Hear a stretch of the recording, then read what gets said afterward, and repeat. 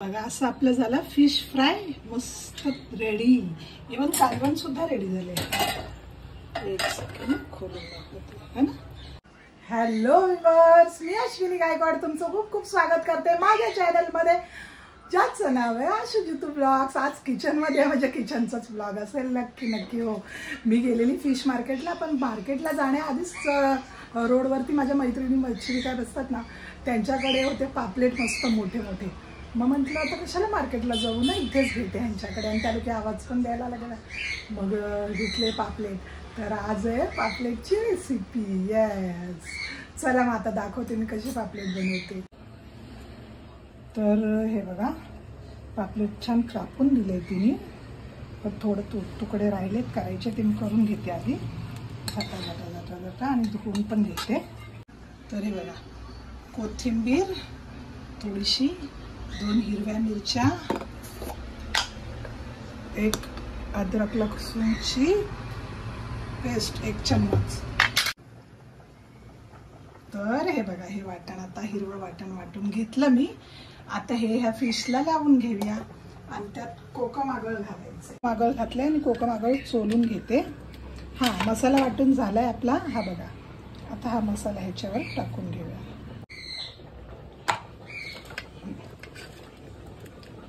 आता हे सगळं असं लावून घ्यायचं छान. आता हा मसाला मी काढलाय, हळद, माझा घरचा मसाला आणि मीठ हे ह्याच्यात टाकते.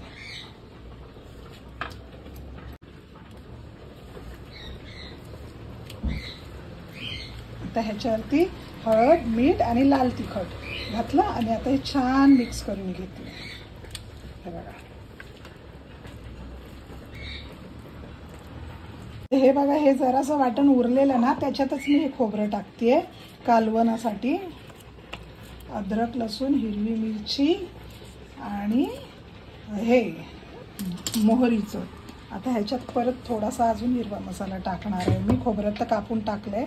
आता परत हे कालवणाच्या मसाल्याची तयारी करते ना.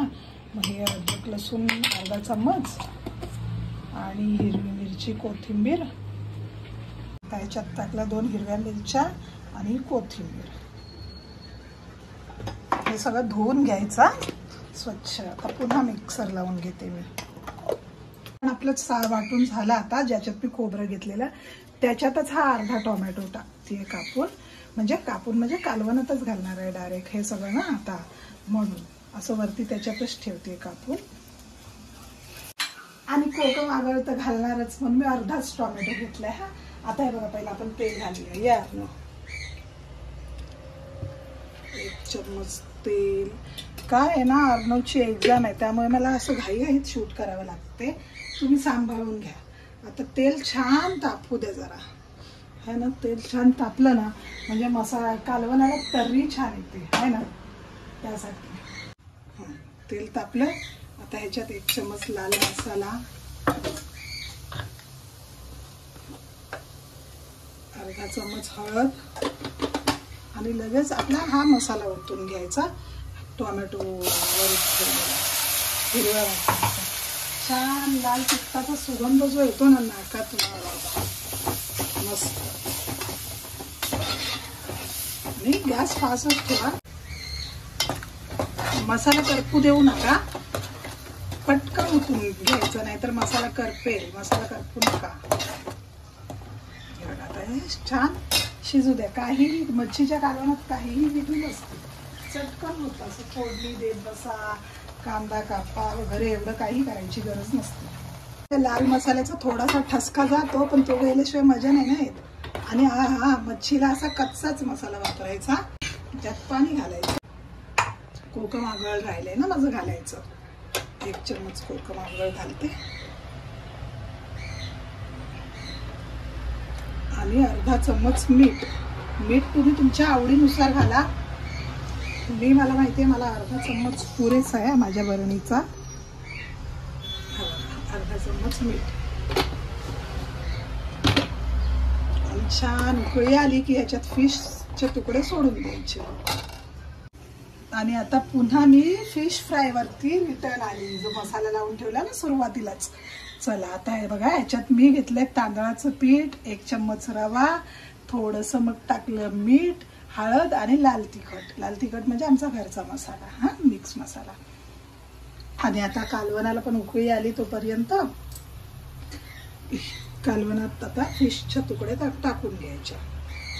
वाव.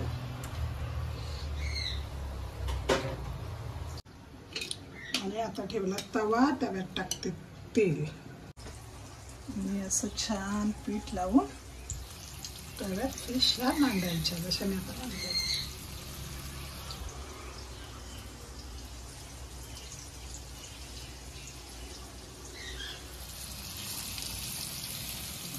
आणि हे बघा आता छान उकळी आल्यावर मी गॅस बारीक केला म्हणून तो उकळी कमी आहे. बारीक केला आणि त्याच्यावर झाकण मारून टाकलं. आता आणि हा अशा फिशच्या तुकड्या पलटायच्या. बघा असं आपलं झालं फिश फ्राय मस्त रेडी. इव्हन कालवण सुद्धा रेडी झाले. एक सेकंड खोलून दाखवते है ना. तरी बघा काय छान आले. 1 चम्मचच तेल घातलेलं मी तरी.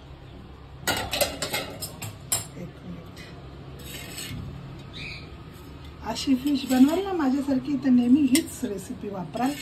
हे दावा आहे मेरा. मस्त ना है ना.